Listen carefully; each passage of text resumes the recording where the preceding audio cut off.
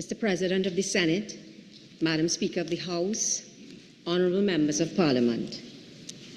I would like to begin by thanking Madam Speaker for her kind invitation to address you on this, the occasion of the ceremonial opening of the 4th session of the 12th Parliament of the Republic of Trinidad and Tobago. I would also like to thank all of you, our nation's parliamentarians, for your service in and to the Parliament and by extension, the wider society. I especially wish to thank those outgoing members of Parliament who have for years served selflessly and diligently in the Senate, as well as those incoming members of Parliament who have answered the call to national service in the Senate for the first time. To all who have ever answered, who are continuing to answer, and who are for the first time about to answer the call to parliamentary service, you have a nation's thanks. Like the presidency, Parliament service is often misunderstood.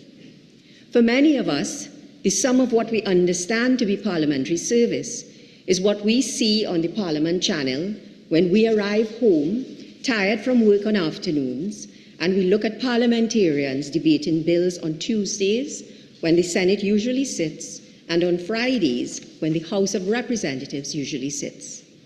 The Parliament channel has done tremendous work in bringing the business of Parliament to the notice of the public. But for all of the Parliament channel's efforts and for all of its value, the sittings of Parliament twice a week remain all that a significant segment of our society knows about the workings of our Parliament. Given the tremendous scope of work that the Parliament does, this is regrettable. One of the initiatives to which the Office of the President is committed is better explaining to the population what the Office of President involves. I respectfully suggest that we in the Parliament might also wish to consider showcasing, even more than we are showcasing now, what it is we do beyond debating bills. I say we because by Section 39 of the Constitution, there shall be a Parliament of Trinidad and Tobago, which shall consist of the President, the Senate, and the House of Representatives. So the President is in fact part of the Parliament. But I also say we because I have been lucky enough in my lifetime to have sat where you are sitting today, on both sides of the floor, at different times as it turned out, and eventually in the chair in the Senate. Serving as a parliamentarian was among the greatest privileges of my life, and I don't imagine that my heart will ever truly abandon this institution that I have come to admire and to respect. All of us parliamentarians can be sure, though, that that admiration and respect are not universally felt. This, I believe, is at least partly because the public whom we serve has for so long been fed a constant fear of negativity about Parliament. Parliament has certainly been an extremely popular target of critics in recent years.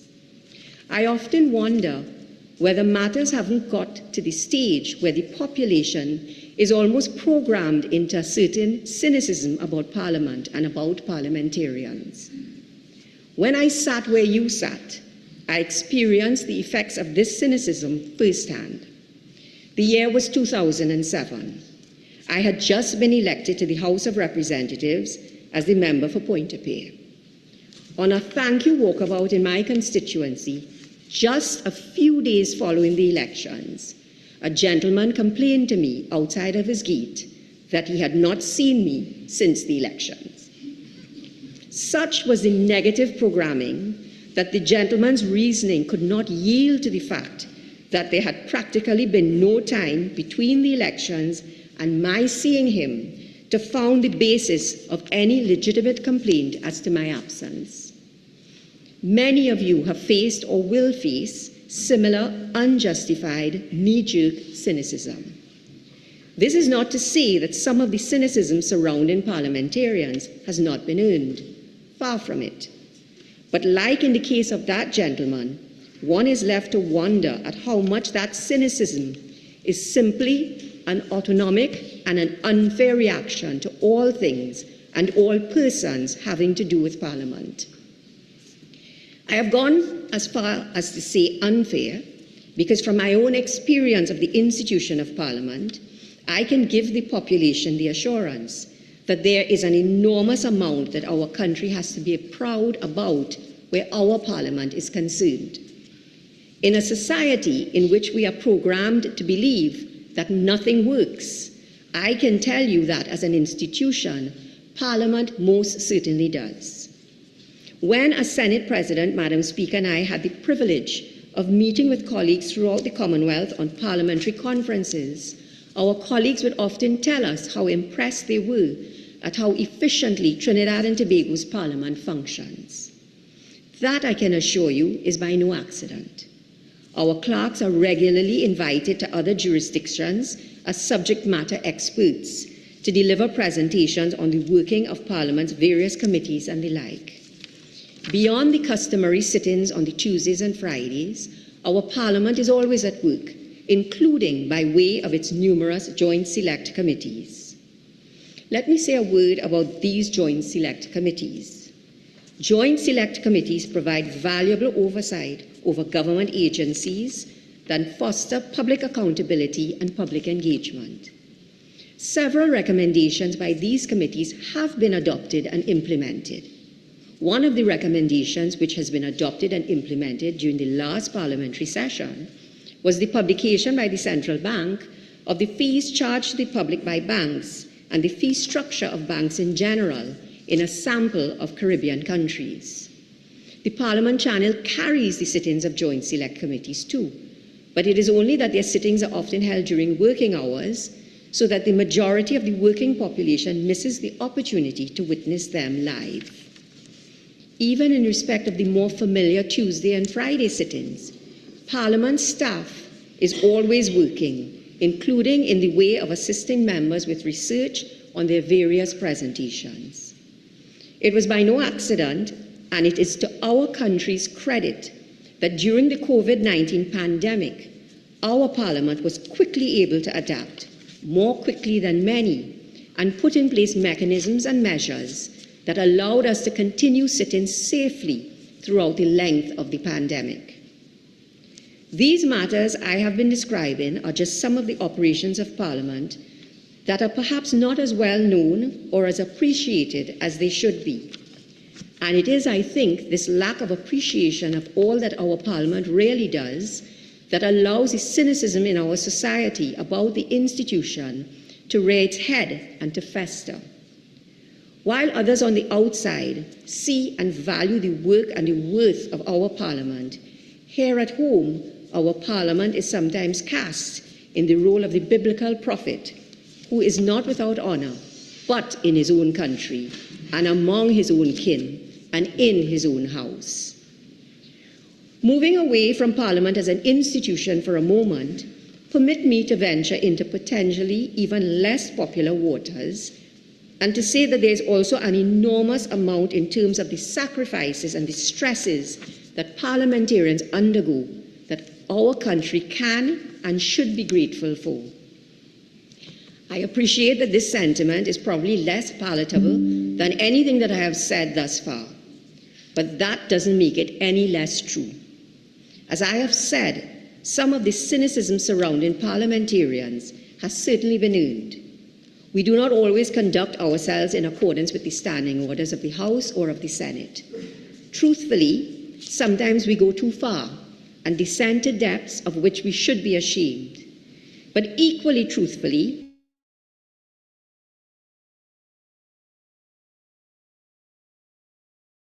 well-being of our society. And that kind of work is, I fear, also underappreciated. Many elected parliamentarians have had similar experiences to the one that I had when, as the member for Pointe-a-Pierre, just as the constituency office doors were being closed late one evening, a young mother appeared. She was heavily pregnant, so pregnant that I was genuinely fearful that she might actually give birth right then and there in the constituency office, casting me into the role of midwife for the first time in my life. and her landlord had just evicted her for not paying the rent that she simply could not afford to pay. It fell upon me then to work out a solution for her and her children, both alive and unborn, at that hour of the night. Elected MPs face and have to deal with these and sadly far worse situations, sometimes many times in the course of the same day. People in need sometimes expect their elected MPs to pay their grocery bills, buy school books for their children, and take on the role of plumbers when the pipes in their homes burst. Many elected MPs actually do these things. Yet far from being appreciated for their efforts, elected MPs are often ridiculed just for drawing a salary. I recall when a colleague from the opposition related to me the story of his leaving the supermarket after having made groceries at month end and being accused by a constituent of having the government pay for his groceries. There is often a mistaken belief that the state pays for everything where an MP is concerned, or even worse, that MPs do not earn their keep and have no right to a salary like everybody else. Truthfully, there is no salary scale that can begin to compensate a member for the emotional and the mental stress that are routinely undergone when he or she tries to do his or her best to serve at the constituency level. When the responsibilities of debating bills, participating in joint select committees, and sitting as cabinet ministers are superimposed upon those of servicing one's constituency and are mixed in with a dismissive cynicism of even one's very best efforts, it is a wonder that anybody offers himself for national service by way of parliamentary duty at all. This is why I began this address by thanking all who have ever answered the call to parliamentary service. Until you have tried it on for size, it is far too easy to be cynical about what parliamentarians do and the sacrifices they are called upon to make. I appreciate that I might well be criticized for mounting what might be construed as this robust defense of parliamentarians. I am not fearful of that. What I am fearful about is us devolving into a society where cynicism and criticism are our default attitudes about institutions and people who, as flawed as they are only there to try to help make our lives better. I believe that it is only when we come to understand the full scale of what elected MPs do and have to face that we will be able properly to hold them to account. I am not for one moment advocating a disregard of those voices that rightly speak out against the abuses suffered at the hands of some errant parliamentarians. Rather, I am advocating that due and proper consideration should be given to the value and the importance of the roles parliamentarians play when more often than not they are given credit for what they try to do and when they actually do get things right. My hope is that in this fourth session of the 12th Parliament of the Republic of Trinidad and Tobago, Parliament will continue further along the road of getting things right. There are a number of areas on which I hope Parliament might see it fit to focus during this upcoming session. Areas of focus which I hope Parliament will agree can help Trinidad and Tobago to get things right. Permit me to list just 5 of them. First, I hope that there can be greater collaboration across the aisle, particularly where legislative and other measures designed to help us fight crime are concerned. The urgency is obvious. The pain and the suffering are unbearable. These alone should drive parliamentarians to put aside their party rivalries, join hands across the aisle, and collaborate on how to stem crime and criminal conduct. I appreciate that some will say, as Samuel Johnson once famously said, that, like a second marriage, is the triumph of hope over experience. But I prefer to associate myself with the more uplifting philosophy contained in Alexander Pope's equally famous statement that hope springs eternal in the human breast. Second, my hope is that Parliament will, in that vein, pull together to enact laws that are even more reflective of our society's goals and vision, including in relation to legislation that both protects and advances culture and the arts. In particular, I hope that it will be seen fit for there to be an urgent parliamentary intervention that results at long last in the steel pan being firmly and irrevocably declared our national instrument. Those in the industry will tell you that giving the steel pan formal and official national instrument status is critical to opening doors for the industry in international markets. The General Assembly of the United Nations has formally recognized the universal value and significance of the steel pan. I believe that it is high time that we formally do the same. Third, I hope that we will see the appearance of additional legislation that helps us further entrench our country's place in the modern age, including in areas such as persons with disabilities. More than 20 years ago, when I held my very first cabinet position as Minister with responsibility for social services delivery, it became clear from the many protests that were held at that time that it was urgent for more attention to be paid to the needs and the rights of persons with disabilities. Over the years since then, there has been a great deal of consultation over a Persons with Disabilities Act. It is my hope that these consultations will bear fruit during the life of this parliamentary session, and that this country will have legislation that better promotes and protects the rights of persons with disabilities. If we are to become a developed country, we need to have laws that create a more inclusive society. In terms of legislation that further entrenches us in the modern age, my hope is for a parliament that is bold in its legislative agenda.